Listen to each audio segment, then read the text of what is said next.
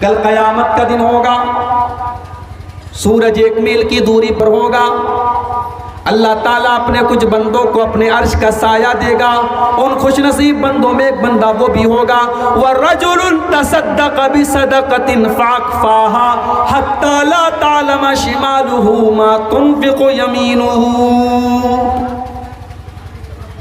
اللہ کی راہ میں اس نے چندہ دیا، دان دیا، صدقہ دیا، خیرات دیا، لیکن بائیں ہاتھ کو بھی پتہ نہیں چلا کہ دائیں ہاتھ نے کیا خرچ کیا۔ سردی کا موسم تھا، ارریا اسٹیشن کے پاس ایک غریب آدمی بیچارہ سردی سے ٹھٹھرا پڑا ہوا تھا۔ اللہ کا ایک نیک بندہ آتا ہے اور اپنی کار سے اترتا ہے اور اس غریب انسان کو کمبل اڑا کے چلا جاتا ہے۔ اس غریب کو یہ نہیں پتا مجھے کمبل اڑانے والا کون ہے، اس امیر کو نہیں پتا میں نے کون سے غریب کو کمبل اڑایا تھا۔ یہ ہوتی ہے نیکی۔ بائیں ہاتھ کو بھی پتا نہیں کہ داہنے ہاتھ نے کیا خرچ کیا۔ اللہ کے نبی کے نواسے حضرت حسین ابن علی کے بیٹے تھے، علی بن حسین۔ اللہ کے نبی کے نواسے کے بیٹے تھے، ہمارے یہاں اس کو بولتے پر نواسا، نواسے کا بیٹا علی بن حسین۔ بہت بڑے اللہ کے نیک بندے تھے، تابعی تھے۔ علی بن حسین کا انتقال ہوا۔ انتقال کے بعد جب علی بن حسین کو غسل دیا جانے لگا تو ان کی پیٹھ کے اوپر موٹے موٹے نشان پائے گئے۔ لوگ حیرت میں پڑ گئے کہ یہ تو کوئی محنت کا کام نہیں کرتے تھے، کوئی مزدوری نہیں کر دیتے، ان کی پیٹھ کے اوپر یہ موٹے موٹے نشان کیوں پڑے ہیں؟ دھیرے دھیرے پورے مدینہ کے اندر یہ بات پھیل گئی۔ مدینہ کے کچھ غریب لوگوں کو یہ پتا چلا، وہ دوڑے دوڑے آئے اور انہوں نے کہا کہ ہم کو پتا ہے کہ ان کی پیٹھ پر یہ نشان کیوں پڑے ہیں۔ کہا کیا معاملہ ہے؟ کہا کہ ہم بڑے غریب لوگ ہیں، ہمارے گھر ہر مہینے رات کے سناٹے میں کوئی آتا تھا اور پورے مہینے کے راشن کی بوری لے کر کے ہمارے دروازے پر پہنچا دیتا تھا۔ صبح کو دروازہ کھولتے تھے تو مہینے بھر کا راشن موجود رہتا تھا۔ کوئی اللہ کا نیک بندہ اپنی پیٹھ کے اوپر اناج کی بوری لاد کر کے ہمارے گھروں کے دروازے پر پہنچا دیتا تھا۔ ہمیں پوری زندگی یہ پتا نہ چلا کہ وہ اناج کی بوری پہنچانے والا کون تھا۔ آج ان کے انتقال کے بعد ان کی پیٹھ پر پائے جانے والے ان نشانوں نے بتا دیا کہ ہمیں ہمارے گھر میں وہ اناج کے بورے پہنچانے والے یہی تھے، یہ نبی کے نواسے تھے، یہ علی بن حسین تھے۔ آج ایسی نیکی کرنے والے کہاں ہیں میرے؟ آج تو انسان اپنی نیکی کا پرچار کرتا ہے، اپنے تقوی کا پرچار کرتا ہے۔ حضرت عمر فاروق رضی اللہ تعالیٰ عنہ رات کے سناٹے میں اٹھتے ہیں، ایک بڑھیا کے گھر میں جاتے ہیں۔ حضرت طلحہ کہتے ہیں میں نے ایک دن دیکھا، پیچھا کیا، عمر کہاں جا رہے ہیں؟ دیکھا ایک مکان کے دروازے پر گئے، بڑی دیر تک اندر رہے اور اس کے بعد مکان سے دھیرے سے نکل کر کے چلے آئے۔ صبح ہوئی، میں مکان پہ گیا، دروازہ کھٹکھٹایا، ایک بوڑھی عورت نے دروازہ کھولا۔ میں نے کہا اماں رات میں کون انسان آپ کے گھر میں آیا تھا؟ کہنے لگی بیٹا یہ تو نہیں پتا کہ کون آیا تھا، کون آتا ہے، لیکن اللہ کا کوئی بندہ روزانہ آتا ہے اور رات میں میرے گھر میں آ کے میرے کاموں کو کر دیتا ہے، صفائی کر دیتا ہے، میری گندگی کو دور کر دیتا ہے، مجھے سہارا دے دیتا ہے، مجھے نہیں پتا کہ وہ کون اللہ کا بندہ ہے۔ حضرت طلحہ کی آنکھوں میں آنسو آ گئے، کہنے لگے یا طلحہ آثارات عمر تتبعو، اے طلحہ تو عمر کی لفظوں کو تلاش کر رہا ہے، تو عمر کی غلطیوں کو تلاش کر رہا ہے۔ ارے عمر تو وہ ہے جو بڑی عورتوں کی مدد رات کے سناٹوں میں کرتا ہے۔ نیکی کر دریا میں ڈال۔ کسی زمانے میں یہ کہاوت چلتی تھی کہ نیکی کر کے اس کو دریا میں ڈال دو۔ آج کا دور تو یہ ہے کہ نیکی کر فیس بک پر ڈال، نیکی کر یوٹیوب پر ڈال۔ غریب کو راشن دے رہے ہیں تو جب تک اس غریب کا 4 اخبار میں فوٹو نہ آ جائے تب تک غریب کے گھر میں راشن نہیں پہنچتا ہے۔ میرے پیارے ساتھیوں، ہمارے اسلاف اس طریقے سے عمل کرتے تھے۔ اپنے اندر اخلاص پیدا کرو۔ یہ کیمرے جو میرے سامنے لگے ہیں میری پوری تقریر ریکارڈ ہو رہی ہے. 5 سال بعد بھی آپ یوٹیوب پر جائیں گے میری تقریر آپ کو مل جائے گی. دنیا کے یہ کیمرے ہماری ایک ایک حرکت کو ریکارڈ کر سکتے ہیں. تو سوچو میرے پیارے ساتھیوں کہ اس اللہ کا کیمرہ کتنا مضبوط ہوگا. آج کل کوئی موبائل آیا ہے, مجھے کسی نے بتایا کہ اس موبائل کے اندر جو کیمرہ لگا ہوا ہے وہ 108 میگا پکسل کا کیمرہ. ابھی تک آپ نے سنا ہوگا 20 میگا پکسل کا کیمرہ ہے, 40 میگا پکسل کا کیمرہ ہے. اب ایسا بھی موبائل آ گیا ہے کہ یہ جو کیمرہ ہوتا ہے جس کو بولتے ہیں DSLR کیمرہ, جو بہت ہی مضبوط کیمرہ ہوتا ہے, اب موبائل پر ایسے کیمرے آ گئے جو بالکل دور سے بھی بالکل صاف ویڈیو لے لیتے ہیں. میرے پیارے ساتھیوں, جب انسان کے بنائے ہوئے کیمرے اتنے مضبوط ہو سکتے ہیں تو اللہ کا کیمرہ کیسا ہوگا؟ اللہ کا کیمرہ تو ہماری ایک ایک چیز کو ریکارڈ کر رہا ہے. وَإِنَّ عَلَيْكُمْ لَحَافِظِينَ كِرَامًا كَاتِبِينَ يَعْلَمُونَ مَا تَفْعَلُونَ. میرے بندو, ہمارے کرامن کاتبین تمہارے ایک ایک عمل کو ریکارڈ کر رہے ہیں, ایک ایک چیز کو نوٹ کر رہے ہیں. تم رات کے سناٹے میں کیا کرتے ہو وہ بھی لکھا جا رہا ہے, تم دن کے اجالے میں کیا کرتے ہو وہ بھی لکھا جا رہا ہے. عورت کے پیٹ میں بچہ ہے, الٹرا ساؤنڈ کرایا جاتا ہے, الٹرا ساؤنڈ کی رپورٹ یہ بتا دیتی ہے کہ بچہ کتنا بڑا ہے ماں کے پیٹ میں. ایسی بھی مشینیں ہیں کہ جو ایک خاص ٹائم کے بعد یہ بتا دیتی ہیں کہ ماں کے پیٹ میں لڑکا ہے یا لڑکی ہے. مگر جانتے ہو اللہ تعالیٰ کو کسی کیمرے کی ضرورت نہیں ہے, اللہ تعالیٰ کو کسی الٹرا ساؤنڈ کی ضرورت نہیں ہے. اللہ یعلم ما تحمل کل انثی, اللہ تعالیٰ کو اچھی طریقے سے پتا ہے کہ عورت کے پیٹ میں کیا ہے. وما تغیض الارحام وما تزداد, اور ماں کے پیٹ میں جو بچہ ہے وہ بڑھ رہا ہے یا گھٹ رہا ہے, وہ کتنی سانس لے رہا ہے, اس کی آکسیجن کتنی ہے, اس کو غذا کیسے ملے گی, یہ اللہ کو اچھی طریقے سے پتا ہے. دنیا والوں, تم نے جس کو غریب نواز کہہ دیا, تم نے جس کو غوث اعظم کہہ دیا, شیخ عبد القادر جیلانی کو تم نے غوث اعظم بنا دیا, تم نے خواجہ معین الدین چشتی اجمیری کو غریب نواز بنا دیا. یہ لوگ بھی تو اپنی ماں کے پیٹ میں رہے ہوں گے. ان کی ماں کے پیٹ میں ان کا غریب نواز کون تھا, ان کا داتا کون تھا, ان کا غوث اعظم کون تھا, جس نے ان کی ماں کے پیٹ میں ان کو رزق پہنچایا ہے, وہی تم کو بھی رزق پہنچائے گا. یہ کتنا بڑا ظلم ہے کہ تم نے اللہ کو چھوڑ کر کے ان کو غریب نواز بنا لیا, تم نے ان کو غوث اعظم بنا لیا. اللہ یعلم ما تحمل کل انثی, اللہ کو اچھی طریقے سے پتا ہے کہ ماں کے پیٹ میں کیا ہے. وما تغیض الارحام وما تزداد, اور ماں کے پیٹ میں جو بچہ ہے وہ گھٹ رہا ہے یا بڑھ رہا ہے, اللہ کو اچھی طریقے سے پتا ہے.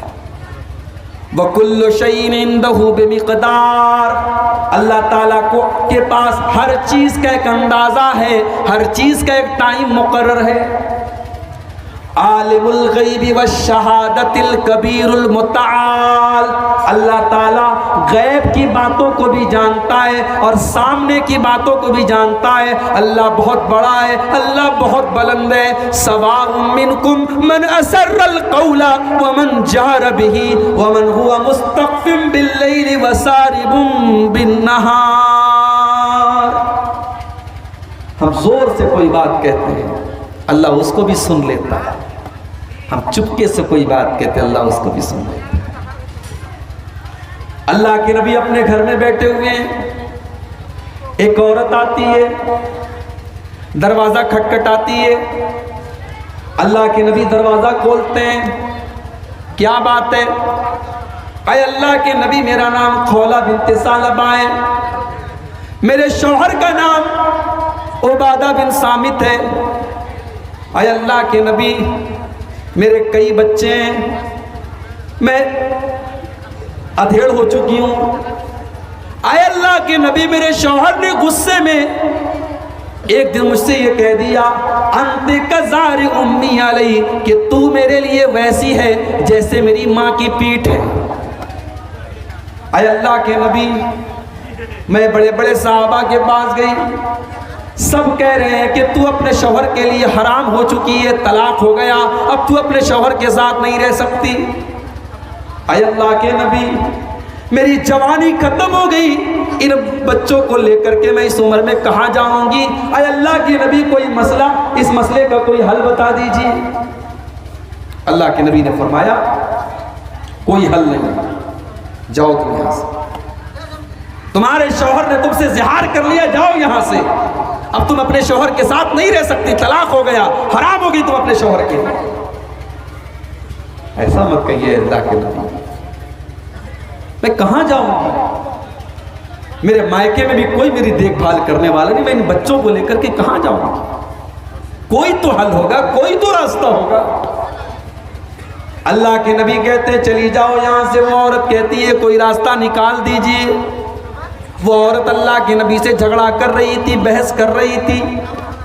اما عائشہ فرماتی ہیں میں گھر کے اندر بیٹھی تھی، لیکن اس عورت کے بیچ میں اور اللہ کے نبی کے بیچ میں کیا باتیں ہو رہی ہیں میں نہیں سن پا رہی تھی۔ میں گھر کے اندر تھی لیکن دروازے پر ہونے والی بات چیت میں سن نہیں پائی، لیکن اللہ نے قرآن کی آیت نازل فرما دی، 28ویں پارے کی پہلی آیت نازل فرما دی، قد سمع اللہ قول التی تجادلک فی زوجہا وتشتکی الی اللہ۔ اے نبی، اللہ تعالیٰ نے اس عورت کی دعا کو سن لیا۔ اے نبی، جو آپ کے گھر پہ آ کے آپ سے بحث کر رہی تھی، اور اللہ تعالیٰ نے اس عورت کی دعا کو سن لیا۔ واللہ یسمع تحاورکما، اللہ تعالیٰ آپ دونوں کی بات چیت کو سن رہا تھا۔ اللہ تعالیٰ سب کچھ سننے والا ہے اور ہر چیز کی خبر رکھنے والا ہے۔ ہم عائشہ کہتی ہیں کہ میں گھر کے اندر تھی، میں نہیں سن سکی، مگر اللہ ساتوں آسمان کے اوپر اپنے عرش پر ہے، مگر اس عورت کی بات کو اللہ نے سن لیا اور اللہ نے قرآن کی آیت نازل کی۔ اللہ وہ ہے میرے پیارے ساتھی، اس اللہ کا ڈر اپنے دل میں ہم پیدا کر لیں تو شاید یہ مسئلے ہی ختم ہو جائیں، یہ سارے مسئلے ختم ہو جائیں، یہ بدکاری ختم ہو جائے، یہ سماج کے اندر سے بدعنوانی ختم ہو جائے۔ لیکن مسئلہ تو یہ ہے کہ ہم نے اللہ کو پہچانا ہی نہیں، ہم نے اللہ کی طاقت کو جانا ہی نہیں۔ اور جانیں گے کیسے؟ بچہ چھوٹا ہوتا ہے، ماں کہتی ہے چپ بلی آ جائے گی، چپ کتا آ جائے گا، ماں ڈراتی ہے کتے سے، بلی سے، چوہے سے، شیر سے، کاکروچ سے۔ ماں کبھی بچے سے یہ نہیں کہتی ہے بیٹا جھوٹ مت بولنا، اللہ عذاب دے گا، بیٹا چوری نہیں کرنا، اللہ تعالیٰ کے یہاں بڑی سخت سزا ملے گی، بیٹا ڈرنا نہیں، اللہ ہر جگہ، اللہ کی قدرت ہر جگہ ہے، اللہ ہر جگہ تم کو دیکھ رہا ہے۔ ہم نے اپنے بچوں کو یہ سب نہیں سکھایا میرے۔ حضرت لقمان نے اپنے بچے کو سکھایا تھا۔ اللہ نے قرآن میں حضرت لقمان کی نصیحت کو بیان کیا کہ حضرت لقمان اپنے بچے سے کہتے ہیں یا بنی انہا ان تک مثقال حبۃ من خردل فتکن فی صخرۃ او فی السماوات او فی الارض یاتی بها اللہ۔ اے میرے بچے، اگر ایک رائی کے دانے کے برابر بھی کوئی چیز ہوگی، آسمان کے اندر کہیں ہوگی، زمین کے اندر کہیں ہوگی، کسی چٹان کے نیچے ہوگی، یاتی بها اللہ، اللہ تعالیٰ اس رائی کے دانے کے برابر چیز کو بھی لے آئے گا۔ موبائل پر آپ نے جو دیکھا سب کلین کر دیا، براؤزر کی ہسٹری کو آپ نے کلیئر کر دیا، فیس بک کی چیٹنگ کو آپ نے ڈیلیٹ کر دیا، واٹس ایپ کے اور میسنجر کی چیٹنگ کو آپ نے ڈیلیٹ کر دیا، آپ نے دنیا کی میموری سے ڈیلیٹ کر دیا، مگر آپ کے نام اعمال میں جو ریکارڈ کیا جا رہا ہے میرے بھائی، اس کو کیسے ڈیلیٹ کریں گے؟ کل قیامت کے دن ہماری زندگی کی ریکارڈنگ کھولی جائے گی۔ قیامت کے دن ہم نہیں بولیں گے، ہمارے منہ پر تو اللہ تعالیٰ مہر لگا دے گا۔ اليوم نختم على افواههم وتكلمنا ايديهم وتشهد ارجلهم بما كانوا يكسبون۔ آج ہم تمہارے منہ کے اوپر مہر لگا دیں گے، آج تمہارے ہاتھ تمہارے خلاف گواہی دیں گے، آج تمہارے پیر تمہارے خلاف گواہی دیں گے۔ حتی اذا ما جاؤوها شہید علیہم سمعهم وابصارهم وجلودهم بما كانوا يعملون۔ کل قیامت کے دن تمہارے کان تمہارے خلاف گواہی دیں گے، تمہاری آنکھیں تمہارے خلاف گواہی دیں گی، تمہارے بدن کے چمڑے تمہارے خلاف گواہی دیں گے۔ کبھی کبھی آپ کو لگتا ہے کہ ہمارے مرنے کے بعد اللہ کیسے ہم کو دوبارہ زندہ کرے؟ بھئی ہم اپنے مردے کو دفناتے ہیں قبر میں، کبھی کبھی جب دوسری قبر کو کھودتے ہیں تو کسی کی کھوپڑی نکل جاتی ہے، کسی کے ہاتھ کی ہڈی نکل جاتی ہے، تو کبھی کبھی دماغ میں سوال آتا ہے کہ اے اللہ، اس کی کھوپڑی الگ ہو گئی، اس کی ہڈی الگ ہو گئی، یہ تو پورا مٹی میں مل گیا، اب قیامت کتنی ہے، کیسے دوبارہ زندہ ہو؟ اللہ نے قرآن میں اس سوال کا جواب دیا، اَيَحْسَبُ الْإِنسَانُ أَن لَّن نَّجْمَعَ عِظَامَهُ بَلَىٰ قَادِرِينَ عَلَىٰ أَن نُّسَوِّيَ بَنَانَهُ۔ اے انسان، تو یہ پوچھتا ہے کہ اللہ تعالیٰ تیری ہڈیوں کو دوبارہ کیسے اکٹھا کرے گا، تجھے دوبارہ کیسے زندہ کرے گا؟ بَلَىٰ قَادِرِينَ عَلَىٰ أَن نُّسَوِّيَ بَنَانَهُ، ارے اللہ تو وہ ہے جو تیری انگلیوں کے پور بھی تیرے ہی لوٹائے گا، جو فنگر پرنٹ بھی تیرے ہی لوٹائے گا۔ آدھار کارڈ بنتا ہے نا تو ہماری انگلیوں کے فنگر پرنٹ لیے جاتے ہیں۔ کیوں لیا جاتا ہے؟ کیونکہ عبدالغفار صاحب کے فنگر پرنٹ کی جگہ ہمارے ناظم اجلاس صاحب کا فنگر پرنٹ کام نہیں کرے۔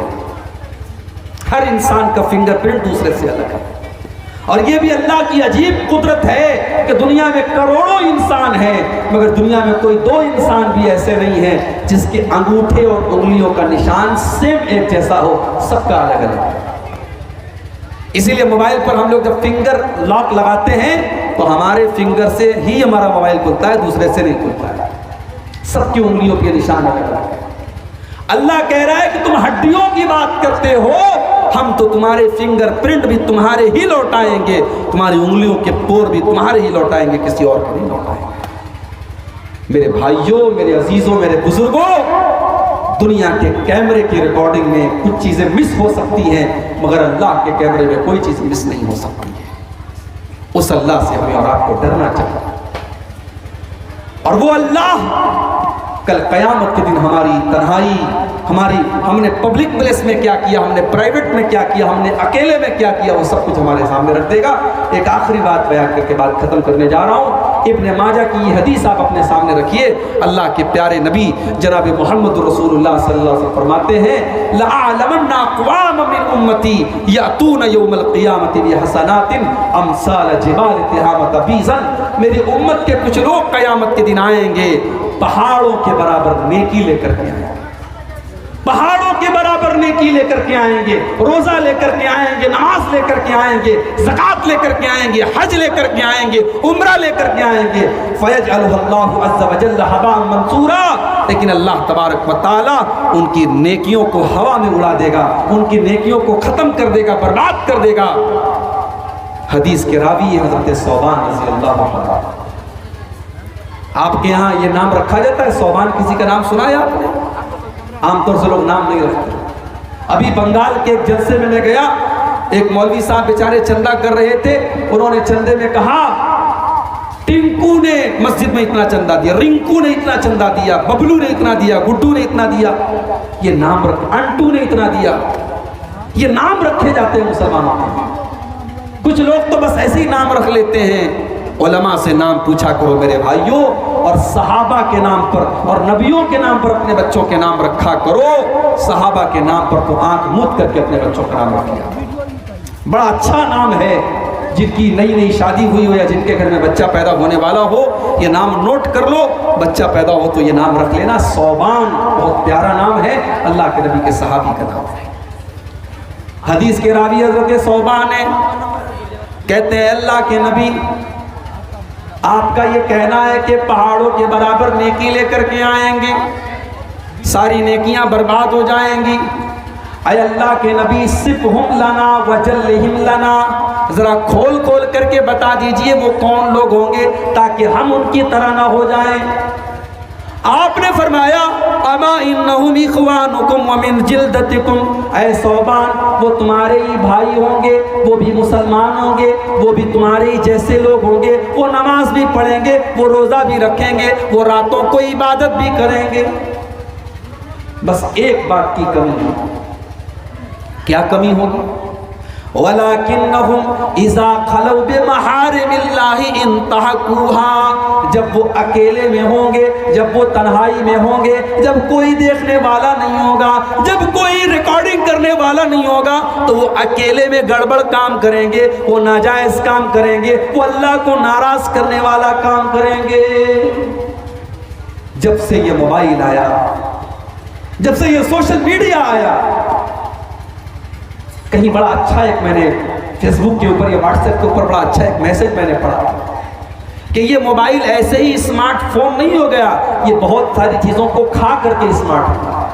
یہ کیلکولیٹر کو کھا گیا، یہ گھڑی کو کھا گیا، یہ کیلنڈر کو کھا گیا، یہ رشتوں کو کھا گیا، یہ غیرت کو کھا گیا، یہ شرم و حیا کو کھا گیا۔ آج اس موبائل نے ہماری تنہائیوں کو، میرے پیارے ساتھیوں، بچے ہوں، جوان ہوں، بزرگ ہوں، عورتیں ہوں، اچھا خاصا آدمی فیس بک دیکھ رہا ہے، اب اس میں فیس بک پر ریل آ رہی ہے، اب جب ریل آنے لگی تو اس میں ناچ گانا بھی آنے لگا، اس میں بیہودہ چیزیں بھی آنے لگی، اب انسان انگلی سے اس کو اسکرول کرتا چلا گیا، اب ایک چیز دیکھا اس کو اچھی لگنے لگی، اب فیس بک بھی بہت ہوشیار ہے، اس نے سمجھ لیا کہ آپ یہ چیز دیکھ رہے ہیں بار بار، اب اسی سے ریلیٹڈ وہ چیزیں بار بار آپ کو دکھائے گا، اور اس طریقے سے اچھے خاصے دیندار اور نیک اور نمازی لوگوں کے گھر میں بھی آج ناچ گانا اور گندی چیزیں آج ان کے موبائل پر پلے ہو رہی ہیں، وہ دیکھ رہے ہیں۔ میرے عزیزوں، اپنی تنہائی کی حفاظت کرو، کوشش کرو کہ ہم اپنی تنہائی میں کوئی ایسا کام نہ کریں جس سے اللہ ناراض ہوتا ہے، اس لیے کہ تنہائی میں کرنے والے جو گناہ ہیں میرے بھائیوں، وہ ہماری نیکیوں کو کھا جاتے ہیں اور ختم کر دیتے ہیں۔ آئیے، چونکہ آپ کافی دیر سے سن رہے ہیں تقریر اور ٹھنڈی کا موسم بھی ہے، اللہ سے آئیے ہم دعا کریں رب العالمین ہم سب کو آج کے اس جلسے میں جو تقریریں ہوئی ہیں، اور خاص طور سے میں نے جو تقریر کی ہے اخلاص کے موضوع پر، اللہ اس تقریر پر ہم سب کو عمل کرنے کی توفیق عطا فرمائے۔ آج اس مدرسے کے لیے جن بھائیوں نے اپنا اپنا تعاون پیش کیا ہے، دان دیا ہے، چندہ دیا ہے، اللہ ان کے چندے کو قبول فرمائے، اللہ ہم سب کی نیتوں میں اخلاص پیدا فرمائے، اللہ ہم میں سے جو لوگ نماز نہیں پڑھ رہے ہیں اللہ ان کو نمازی بنا دے، جو ہم میں سے روزگار سے پریشان ہیں، کاروبار سے پریشان ہیں، اللہ ان کو جائز اور حلال روزی عطا فرمائے، جو ہم میں سے کسی بھی طریقے کے ذہنی اور جسمانی بیمار ہیں، بیماری میں مبتلا ہیں، اللہ ان سب کو صحت و تندرستی عطا فرمائے، اللہ تعالی ہم سب کو اپنے دین پر چلنے والا بنائے، اللہ شرک و بدعت سے ہم سب کو بچنے والا بنائے، اللہ ہمیں ہر شر سے محفوظ رکھے، جب تک دنیا میں زندہ رکھے، اسلام پر زندہ رکھے، اور ہم سب کا خاتمہ ایمان پر ہو، آمین۔ وآخر دعوانا الحمد للہ رب العالمین، والسلام علیکم ورحمۃ اللہ وبرکاتہ۔